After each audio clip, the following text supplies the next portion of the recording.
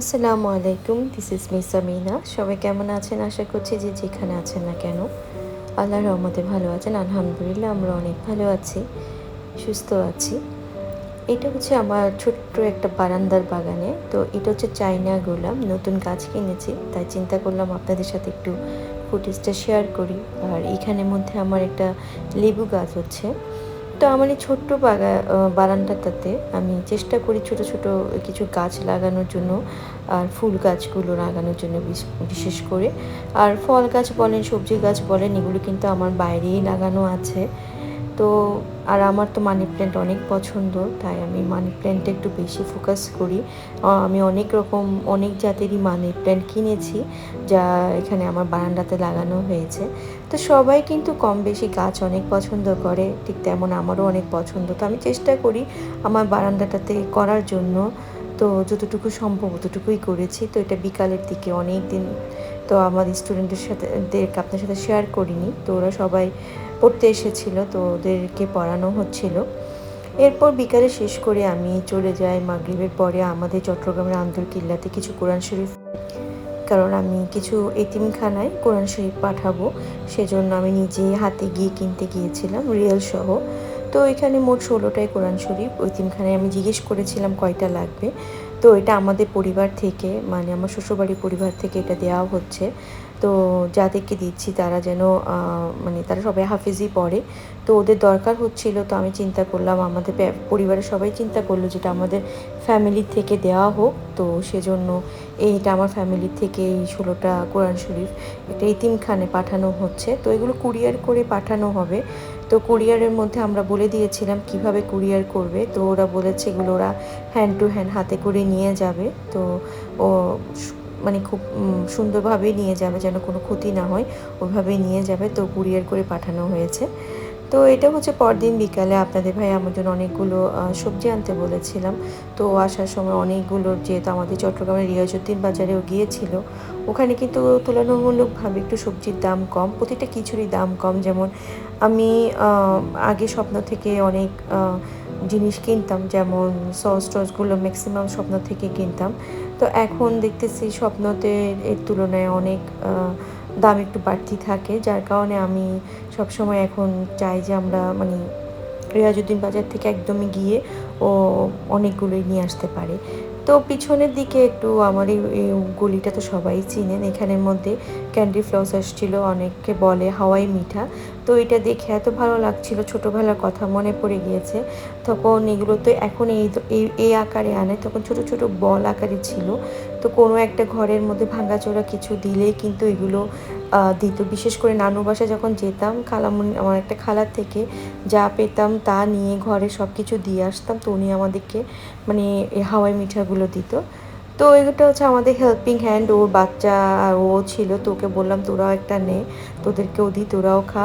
তো সবাই মিলে খেয়েছি, এটাই মজা লেগেছে। অনেক দিন অনেক বছর পরে কিন্তু মানে খাওয়া হয়েছে। তো এগুলো আসলে অনেক মজার খাবার ছিল, ছোটোবেলার কথাই মনে পড়ে গেলো। কার কার ভালো লাগে অবশ্যই জানাবেন। তো বললাম না আপনাদের ভাইয়াকে আমি মানে যে টুকটাক বাজার আনতে বলেছিলাম, তো অনেক কিছুই নিয়ে এসেছে, মানে বেশি করে করে নিয়ে এসেছে। যেহেতু ও রিয়াজউদ্দিন বাজার গিয়েছে, ওখানে তুলনামূলকভাবে সব কিছুর একটু দাম কম, যার কারণে ও আমার জন্য ওখান থেকে নিয়ে আসে। ইভেন কি পেঁয়াজটাও নিয়ে আসে। তো এগুলো আমার সব লাগবে কালকে। আমার মানে নেক্সট ডেতে আমি কিছু চাইনিজ আইটেম রেডি করব, তো এগুলো আমার দরকার ছিল সেজন্য। তো এখানে আমি বিফ চিলির জন্য বিফটাকে মানে সিদ্ধ করেছিলাম। আর যেহেতু মুরগির মাংসের হাড়টা রয়ে গিয়েছিল, অনেকগুলো জমে গিয়েছে, তো হাড় আর আলু দিয়ে এখানে একটু কারি করছিলাম। এটা আমাদের বাসায় সবাই খুবই পছন্দ করে, মানে কলিজা ঘিলা তারপর হাড়গুলো দিয়ে কিন্তু এটা করা হয়। এটা হচ্ছে রাতের দিকে। তো কিছু লেফট ওভার খিচুড়ি ছিল, ওটাও বের করেছি বাচ্চাদের জন্য, ওরা এটা খেয়ে ফেলবে। আর এখানে ডিম সিদ্ধ করা হচ্ছে।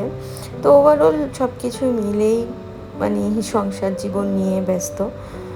এটা হচ্ছে পরদিনের, বললাম না আমি ফ্রাইড রাইস রেডি করছি একটু চাইনিজের। সবাই অনেক দিন হয়েছে, নির্জন সুস্থ হওয়ার পর থেকে খাওয়া হয়নি, তো ওর জন্যই মেনলি করা হচ্ছে। তো আমি এখানে ফ্রাইড রাইসটা বসিয়ে দিই, তারপর হচ্ছে ফ্রাইড চিকেন করি।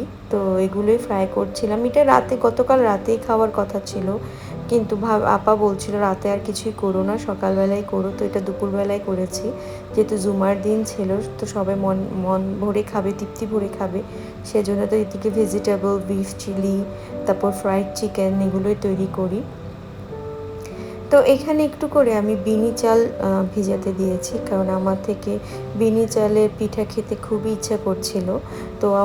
তো আমি চিন্তা করলাম যে না, আমি এটা একটু ভিজাতে দিই, দেখি আমি পারি কি না।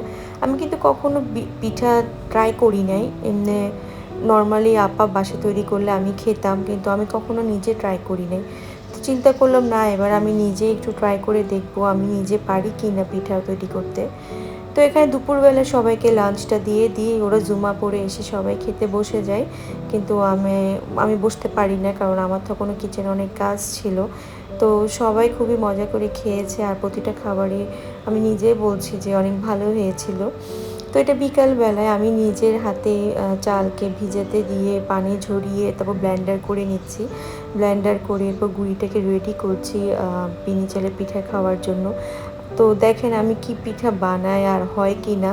তো আমি তো খুবই কনফিউজ ছিলাম হবে কি না। তো বললাম যে চেষ্টা করি, একবার তো ভুল হবে, এরপর দেখা যাবে প্রতিটা জিনিসে আবার ঠিক হয়ে যায়।